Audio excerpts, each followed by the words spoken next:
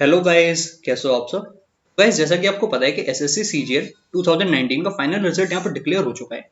और इस वीडियो के अंदर मैं आपको दो चीजें बताऊंगा, एक तो अपने खुद के नंबर और जो लास्ट कट ऑफ गई है वो मैं आपको बताने वाला हूँ।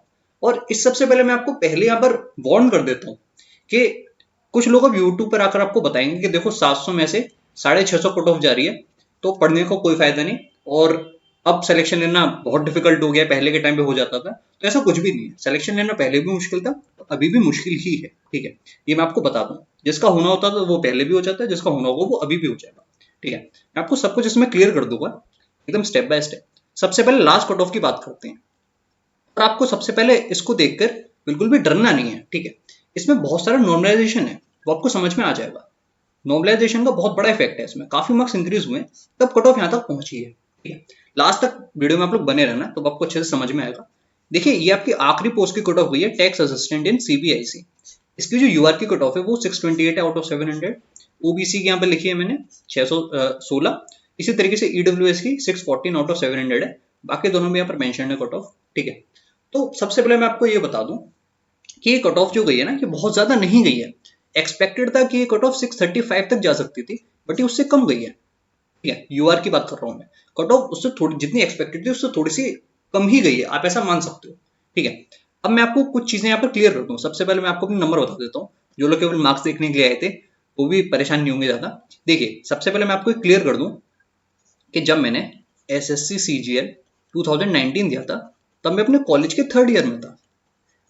जिसका सीधा मतलब ये कि मैं इस पेपर में एलिजिबल नहीं था। ठीक है, मैं इसमें अप्लाई तो कर सकता था, मैं इसका फॉर्म भी भर सकता था, मैं इसको एग्जाम भी दे सकता था इसमें, बट फाइनल जॉब मुझे नहीं मिलती क्योंकि मैं डीबी में आउट हो जाता। ठीक है, क्योंकि उस टाइम पे मैं ग्रेजुएट था ही नहीं। ठीक, बट फिर भी for the sake of it मैंने इस एग्जाम को दिया, ये देखने के लिए कि इसमें क्या रिक्वायरमेंट है। ठीक है, मैंने जो तैयारी करी कि क्या वो तैयारी मेरी फ्यूचर में सफिशियंट होगी, ये चेक करने के लिए मैं आपको अपना मार्क्स बताता जाता हूँ। टीयर वन सबसे पहले, जो मेरा रॉ स्कोर था 155 था, नॉर्मलाइज होकर ही हो गया 172। तो यहाँ पर आप देख रहे हैं कि 17 मार्क्स बढ़ गए। ठीक है, फिर टीयर टू की बात करते हैं। देखिए, टीयर टू मेरा जो इजीएस्ट शिफ्ट था उसमें पड़ गया था 18 नवंबर वाली में। अब देखिए, कुछ लोग का ये मानना है कि 18 नवंबर वाले जो भी उनमें से किसी का सिलेक्शन नहीं हुआ। बिल्कुल भी नहीं, बहुत लोग का हुआ है। ठीक है, मैं आपको प्रूफ दिखाता हूँ। 18 नवंबर वालों में भी बहुत लोग का सिलेक्शन हुआ है।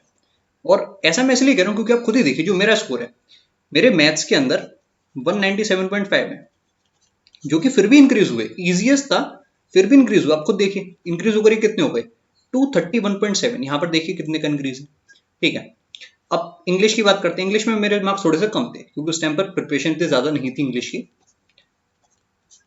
ये 165 थे, जो कि बढ़कर 169.5 हो गए। ठीक है, तो ये मैं आपको यहाँ पर बताना चाह रहा हूँ। अगर आप इनको जोड़ेंगे तो कितना होगा, रफली जोड़िए इनको, 400 तो यहीं पर हो जाएगा। ठीक है, इसको जोड़ लीजिए, 572 लगभग। ठीक है, ये मेरे बैठ रहे थे आउट ऑफ 600। इसमें फिर आप टीयर थ्री जो डिस्क्रिप्टिव होता है 100 नंबर को, उसमें आप 60 जोड़ सकते हैं, 65 जोड़ सकते हैं, आपकी मर्जी है।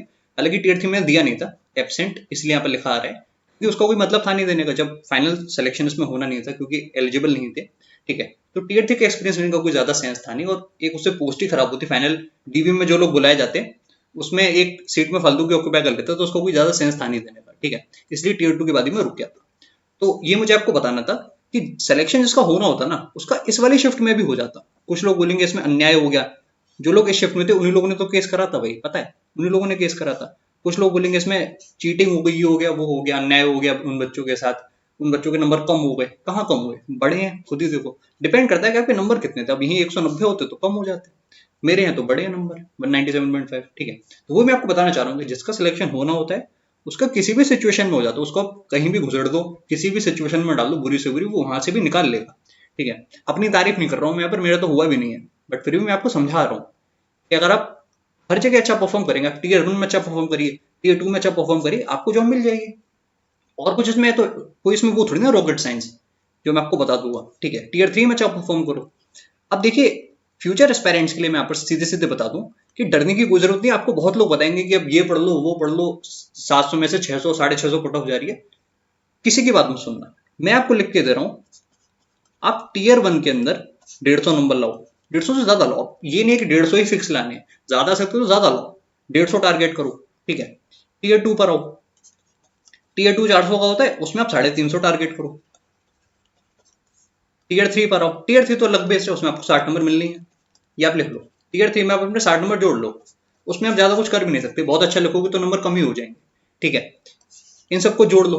अगर आप इतने नंबर ला रहे हो तो मैं आपको अभी लिख के दे रहा हूँ कि सीजीएल आज दे लो, या फिर सीजीएल आप आज के 5 या 6 साल बाद दे लेना, आपका सिलेक्शन तब भी हो जाएगा इतने मार्क्स पर, ठीक है। सिलेक्शन इतने से हो जाएगा, ये मैं आपको लिख के दे रहा हूँ, ठीक है। कंपटीशन कभी भी कितना ज्यादा हो जाए, नॉर्मल शिफ्ट अगर आपकी है, difficult shift, easy, medium, medium shift अगर आपकी है, इतने नंबर आप ला रहे हो, आपका सिलेक्शन हो जाएगा, ये मैं आपको अभी कह रहा हूँ, ठीक है।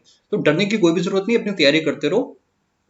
लास्ट पोस्ट की कट ऑफ निकालना कोई बड़ी बात नहीं होती, बहुत लोग जॉब क्लियर करते हैं सीजीएल के थ्रू, टाइम लगता है but it is worth it. ये मुझे आपको बताना था।